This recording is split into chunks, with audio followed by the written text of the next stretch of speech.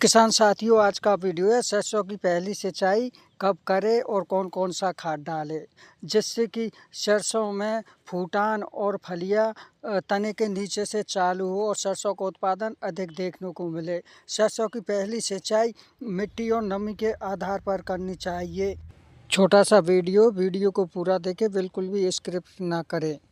लाल और काली मिट्टी 30 दिन के बाद भी सिंचाई कर सकते हैं। अगर रेतीली मिट्टी है या भुट्टा मिट्टी है तो आप 20 दिन से पहले भी सिंचाई कर सकती है। और नमी कितनी है खेत में और कितनी नहीं है, इसके ऊपर सिंचाई करनी चाहिए।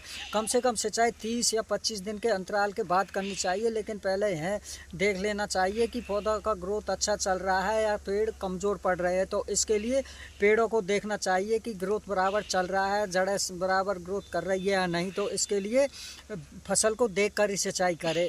और सरसों का ग्रोथ अच्छा चल रहा है तो आप जितना लेट करेंगे उतना ही आपको फ़ायदा देखने को मिलेगा, क्योंकि सरसों का पेड़ जितनी भी गहरी जड़ करता है वो सिंचाई से पहले ही करता है। अभी तो ये 20 दिन की सरसों हुई है और अभी तो इसकी जड़ें बहुत ग्रोथ करेंगी और थोड़ी सी टूट चुकी है। इसलिए सरसों की जड़ें जितनी गहरी जाएंगी उतना ही हमको फ़ायदा मिलेगा। इसलिए सिंचाई का विशेष ध्यान रखें। सिंचाई तभी करनी चाहिए कम से कम तना सरसों में चालू होने लग जाए, तभी सिंचाई करें कि 10-12 दिन इसमें फूल चालू होने लग जाएगा, तब इसमें पहली सिंचाई करें। सिंचाई में कौन कौन सा खाद लेना चाहिए, तो सिंचाई में 5 घंटे पहले या 2 घंटे पहले सिंचाई करने से पहले खेत में बिजाई कर देनी चाहिए।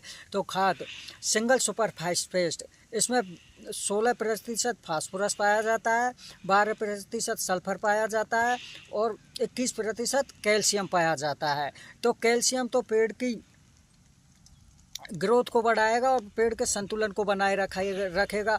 और सल्फर तत्व योग्य मतलब कुल मिला के सरसों के पेड़ के सभी पोषक तत्व मिल जाएंगे, जिससे ग्रोथ अच्छा मिलेगा।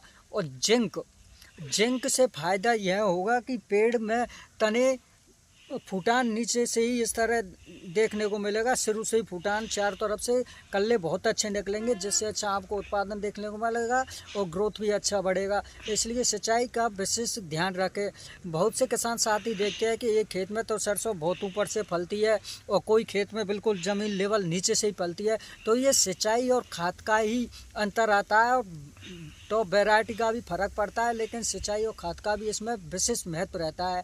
इसलिए सिंचाई टाइम पर करनी चाहिए, खाद भी संतुलन मात्रा में देना चाहिए। कब और कब तो खाद को किस संतुलन मात्रा में दे, तो खाद को पहली सिंचाई के समय 1 एकड़ ज़मीन में 1 कट्टा यूरिया 40 या 45 kg, 10 या 15 किलो जिंक और सिंगल सुपर फास्फेट का 1 कट्टा आप ले सकते हैं 40 या 50 किलो। या अगर आपने जैविक खाद नहीं डाले तो आप इसकी मात्रा अपने हिसाब से बढ़ा भी सकते हैं, घटा भी सकते हैं।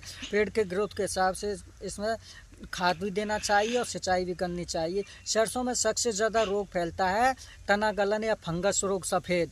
तो यह किस कारण फैलता है? यह फैलता है अत्यधिक नमी के कारण। यह सबसे ज़्यादा फैलता है दिसंबर या जनवरी के महीने में। तो दिसंबर और जनवरी के महीने में सिंचाई का विशेष ध्यान रखें। गीला अधिक नहीं रखना चाहिए। एक बार सरसों के खेत में सूख लाना बहुत ज़रूरी होता है। इसलिए अगर पाला पड़ने की शिकायत या सर्दी अधिक है तभी सिंचाई करें, नहीं ओस बहुत अधिक पड़ती है जिसके कारण हमेशा सरसों में नमी बनी रहती है। इसलिए सिंचाई का विशेष ध्यान रखना चाहिए। इसी तरह का वीडियो देखने के लिए चैनल को सब्सक्राइब ज़रूर करें।